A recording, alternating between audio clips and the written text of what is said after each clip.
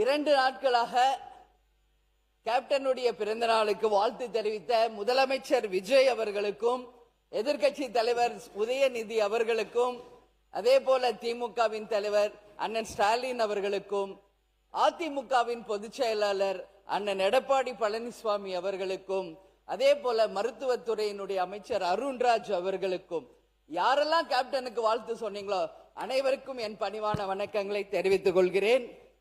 இன்றைக்கு நாம பேசுறது மானிய கோரிக்கை. அவைத்தலைவரே, உங்களை கெஞ்சி கேட்டுக்கிறேன், நாங்களும் பொறுமையா 1 வாரம் 10 நாளா பார்த்துக்கிட்டே தான் இருக்கிறோம். மானிய கோரிக்கையை தவிர மத்த எல்லா நிகழ்ச்சியும் இங்க நடக்குதுங்க. பொதுவா நான் சொல்றேங்க, நான் ஆளுங்கட்சி எதிர்கட்சி எல்லாம் கிடையாது. நாங்க ஒரு பொதுவான ஒரு சட்டமன்ற உறுப்பினராக இங்க நான் பேசுகிறேன். இங்க மக்களுக்காக பேசுறதுக்கு தான் இந்த சட்டசபை. ஓகே, உங்க கருத்து சொல்லுங்க, ஒரு 5 நிமிஷம் சொல்லலாம், ஆளுங்கட்சியோ எதிர்கட்சியோ. ஆனா டெய்லி 6:30 மணி வரைக்கும் போவதற்கான ரீசன், ஆளாளுக்கு ஒருத்தர் மேல குறை சொல்லிக்கிட்டே தான் இருக்கிறமே ஒழிய, சண்டை போட்டுக்கிட்டே தான் இருக்கிறவங்களே ஒழிய, இதனால தமிழ்நாட்டுக்கோ மக்களுக்கோ இதனால் என்ன பலன் என்ற கேள்வியை இங்க நான் கேட்கிறேன். ஆளும் கட்சியை தேர்ந்தவர்கள், இதுவரைக்கும் ஆட்சி செய்தவர்கள் எல்லாரும் சிறப்பா தான் ஆட்சி செஞ்சிருக்காங்க. இதுவரைக்கும் யாருமே இங்க குறை சொல்ல முடியாது. எந்த ஆட்சியா இருக்கட்டும், அவங்க காலகட்டத்திற்கு தமிழ்நாட்டுக்கும் தமிழக மக்களுக்கும் அவங்க நல்லதுதான் பண்ணியிருக்காங்க. இன்னைக்கு உங்களுக்கு வாய்ப்பு கிடைச்சிருக்கிறது. உங்கள் ஆட்சியை மக்களுக்கும் இந்த நாட்டுக்கும் நல்லது செய்வதற்கு நீங்கள் எல்லா முயற்சி எடுங்கள். அதற்கு மக்களும் சரி, எல்லாரும் துணை நிற்போம் என்றுதான் சொல்றோம். ஆனால் இங்க பொதுவா நாங்க இங்க பாருங்க, எல்லாருமே அவைத்தலைவர் அவர்களே, நைட் அண்ட் டே எக்ஸாமுக்கு கூட இப்படி யாரும் ப்ரிப்பேர் பண்ணி இருக்க மாட்டாங்க. எல்லா சட்டமன்ற உறுப்பினரையும் நான் சொல்றேன், நைட் அண்ட் டே உட்கார்ந்து ப்ரிப்பேர் பண்ணி வர்றாங்க. ஆனா இங்க வாய்ப்பே கிடைக்க மாட்டேங்கிறது. எப்ப பாரு சண்டை சண்டை சண்டை அப்படின்னா மக்களுக்கு இதனால என்ன பலன்? நானு இப்ப நீங்க சொன்னீங்க, ஒரு நிமிஷம், வாக்குவாதம் என்பது ஒரு அளவுக்கு இருந்தால் ரசிக்கலாம். கடந்த 2 நாட்களா இங்க நான் வரல, மக்களோட சந்திக்கிறேன். மக்கள் என்ன சொல்றாங்களோ அதை இங்க நான் குறிப்பிடணும். இதுவரைக்கும் சட்டமன்றம் நல்லா போயிட்டு இருந்துச்சு, நாங்களும் இன்ட்ரெஸ்டிங்கா டெய்லி பார்த்துக்கிட்டு இருந்தோம்.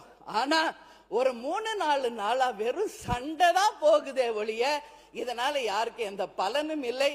இப்பெல்லாம் நாங்க டிவி ஆஃப் பண்ணிடுறோங்கிறாங்க. ஏன் இதுன்னு சொல்றேன்னா, இங்க மக்களுக்காக பேசணும், மக்களுக்கு நல்லது நடக்கிறதுக்கு தான் இந்த சட்டசபை என்பதை தயவு செஞ்சு எல்லாரும் புரிஞ்சுக்கணும். வாக்குவாதம் பண்ணுங்க, ஆனா 24 மணி நேரம் இருக்கிற 6:30 மணி வரைக்கும் வெறும் சண்டை போனா எப்படி? நானும் பாக்குறேன். முந்தானத்து 6 மணி கோரிக்கை, கடைசி வரைக்கும் 4 மணி வரைக்கும் 2 மானிய கோரிக்கை கூட நம்மளால பேச முடியல. அவை தலைவரே, இது ரொம்ப ரொம்ப மனசு கஷ்டமா இருக்கு. எல்லாருக்கும் நீங்க வாய்ப்பு கொடுங்க. பேசினவங்களே தான் பேசுறாங்க, சண்டை போட்டவங்களே தான் சண்டை போட்டுக்கிட்டு இருக்காங்க. அப்புறம் அப்ப எல்லாரும் அவங்கவுங்க வேலையை விட்டுட்டு எக்ஸாமுக்கு ப்ரிப்பேர் பண்ற மாதிரி 3 மணி 4 மணி வரைக்கும் ப்ரிப்பேர் பண்ணிட்டீங்க. உட்கார்ந்து கடைசி வரைக்கும் மக்களை பத்தி பேசவே முடியல. வேடிக்கை பார்த்துட்டு சண்டையை பார்த்துட்டு போறதுக்கு அனுமதி அளித்தேன். முருகன், நீங்க தொடர்ந்து பேசுங்க. ராஜா, நீங்க பேச முடியும் இல்ல? அவை தலைவரே, இங்க பாருங்க, நான் கடந்த 1 வாரமா எதுவுமே பேசல. நானும் ரொம்ப பொறுமையா இல்ல, போதும். ரொம்ப நல்ல கருத்து நயமா சொல்லிட்டீங்க, போதுமானது. அவர் முறுப்பேர் இன்னும் 12 பேர் பேசணும், போதும். இப்போதைக்கு இது போதும். அப்புறம் அடுத்த மானிய கோரிக்கை வரும்போது நீங்க பேசலாம். இன்னைக்கு மானிய கோரிக்கை நீங்க இருக்கீங்க, இல்ல 10வது இடத்துல நீங்க இருக்கீங்க. கண்டிப்பா பேசும்போது நீங்க நீங்க வரும்போது நீங்க பேசலாம், இப்ப வேண்டாம். இல்ல நல்ல கருத்துக்கள் நீங்க சொல்லிட்டீங்க, போதுமானது. இப்போதைக்கு அது போதுமானது. கண்டிப்பா தரேன். இல்ல இது வரைக்கும் இல்ல சொல்லிட்டீங்க, அது அந்த கருத்து இல்ல, அந்த இல்ல இல்ல உறுப்பினர் போதும். மைக் இல்ல நான் பொறுமை காக்கணும், மக்களுக்காக இங்க எல்லாரையும் பேச வைக்கணும். இங்க வெறும் இது சட்டமன்றம், சண்டமன்றம் கிடையாது. அதனால அவர் பேசாத வரைக்கும் அமைதியா போகுதுங்க. ஒன்ஸ் அவர் ஆரம்பிச்சாலே பேசியது போதுமா? தயவு செஞ்சு நீங்க அனுமதி தராதீங்க. எல்லா உறுப்பினருக்கும் வாய்ப்பு தாருங்கள் என்று கேட்டுக்கொண்டு அமர்கிறேன். எல்லாருக்கும் சம வாய்ப்பு, எல்லாருக்கும் இதுவரை இல்லாத அளவிற்கு எல்லாருக்கும் சம வாய்ப்பு கொடுப்பது தான் நான் முயற்சி பண்றேன். அப்படிதான் உங்களுக்கு இப்போ வாய்ப்பு நான் கொடுத்திருக்கேன். பதில் உரையில் நீங்க பாருங்க, நீங்க வந்து இந்த பட்டியலில் உங்க பேர் இருந்தும் கூட நீங்க பேச விரும்பிய காரணம் இதை அனுமதித்திருக்கிறேன். நல்ல கருத்தை சொன்னீர்கள். அந்நியாருக்கும் எங்களுக்கும் பிரச்சனை கிடையாது. அந்நியார் பிரேமலதா விஜயகாந்த் மேடம், நாங்களும் எங்களுக்கும் விஜயகாந்த் சார் ரொம்ப பிடிக்கும். இதே சட்டசபையில என்ன மாதிரி குரல் கொடுத்தாரு எங்களுக்கும் தெரியும். ரவுத்திரம் பழகுன்னு பாரதி சொல்லியிருக்காரு. ஒரு தவறோ ஒரு உண்மை இல்லைன்னா மட்டும்தான் நாங்க எந்திரிக்கிறோம். இதே பரமக்குடி எம்எல்ஏ அவர்கள் தொகுதி சார்ந்து பேசினாரு. நாங்க இதே இடத்துல அறிவிச்சோம். ஒலிம்பிக் உடைய அகாடமி இன்டர்நேஷனல் ஸ்டாண்டர்ட் லெவல்ல திமுக எம்எல்ஏ இருக்கக்கூடிய பரமக்குடியில் வருதுன்னு சொன்னோம். அப்ப ஒரு உண்மைக்கு மாறான தகவல் சொல்லும் பொழுது நாங்க எந்திரிக்கிறோம். மாண்புமிகு பேரவைத் தலைவர்கள் சொன்னார், ஒரு உதாரணம் சொன்னார். நாங்க ஒரு உதாரணம் சொல்றோம். எதிர்கட்சி என்பது தீக்குச்சி மாதிரி. அத அழகா கேஸ பத்த வச்சு பால் வச்சா நாங்க அமைதியா இருப்போம். நீங்க கேஸ புடுங்கி விட்டு பத்த வச்சுன்னா வெடிக்கும். நாங்க வெடிக்கக்கூடிய இடத்துல அப்படி இருக்கிறோம். சோ நல்ல கருத்துக்களையும் நீங்க சொல்ற மாதிரி மேடம் மேடம் மேடம் மேடம் ஒரே ஒரு நிமிஷம் மேடம் நீங்களே ஒரு நிமிஷம் பேசி முடிச்சிடறேன். அந்நியார் அவர்களுக்கு எங்களுடைய கோரிக்கை என்னன்னா, இன்னையிலிருந்து ஒரு நோட் எடுத்துக்கோங்க. திமுக பேசும்போது ஏதோ ஒரு இடத்துல அரசையோ முதலமைச்சரையோ இல்ல எங்களுடைய கொள்கையிலையோ தவறுன்னு சொன்னா மட்டும்தான்.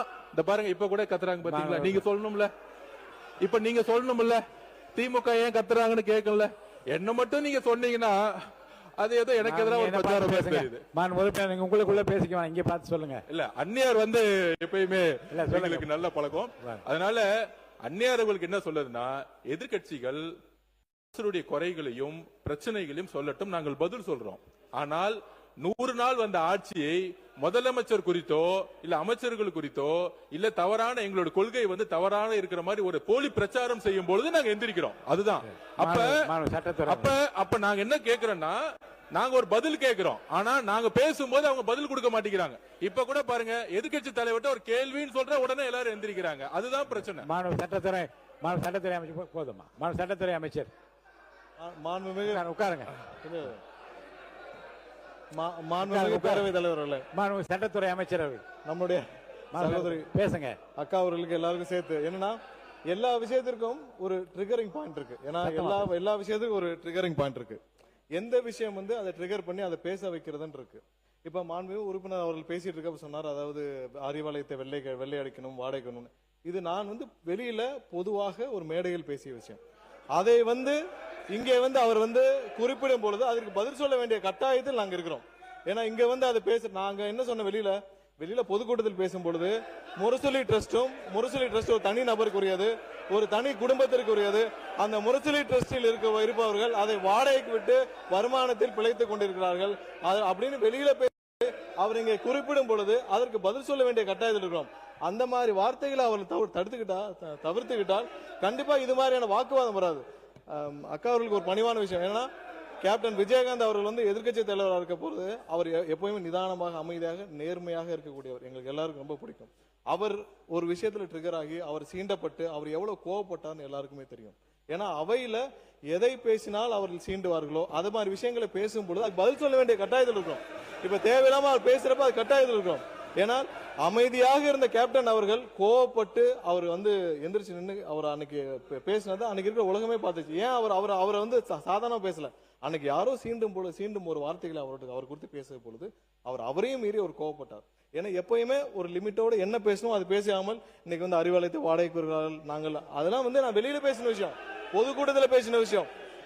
பொதுக்கூட்டத்துல முரசொலி ட்ரஸ்ட் யாருடையது, முரசொலி ட்ரஸ்ட் ஒரு குடும்பத்துடையது, இதெல்லாம் பொதுக்கூட்டத்துல பேசினது. அதை பேசும் பொழுது நானும் இங்க வந்து அதுக்கு பதில் சொல்ல வேண்டிய கட்டாயம் இருக்கும். அது பதில் சொல்லும் பட்சம் இது வேற திசையை நோக்கி போகிறது. மானிய கோரிக்கை சம்பந்தமாக விவாதிப்போம் என்பதை கேட்டுக்கொண்டு, திசை மாற்றுவது இப்ப அவங்களுக்கு பதில் இல்லை என்றுக்காக திசை மாற்ற நினைக்கலாம். அதெல்லாம் திசை மாற்றுக்கு இல்லை. நாங்கள் ஆக்கப்பூர்வமாக என்ன சொல்லணுமோ அதை ஆக்கப்பூர்வமா சொல்ல ஆசைப்படுகிறோம். அதனாலதான் நீங்க அறிவிப்புகளை நீங்க முதல்ல சொல்லுனீங்க. அறிவிப்புகளை சொன்ன பிறகு ஆக்கப்பூர்வமான விவாதத்துக்கு போகணும். ஏன்னா அதனால அறிவிப்புகளை முன்னாடி சொல்லுனீங்க. சோ அதனால ஆக்கப்பூர்வ விவாதத்துக்குள்ள செல்ல விரும்புகிறோம். எதற்கும் யாருக்கும் விஜய் தாமு அவர்கள் பேசுங்க.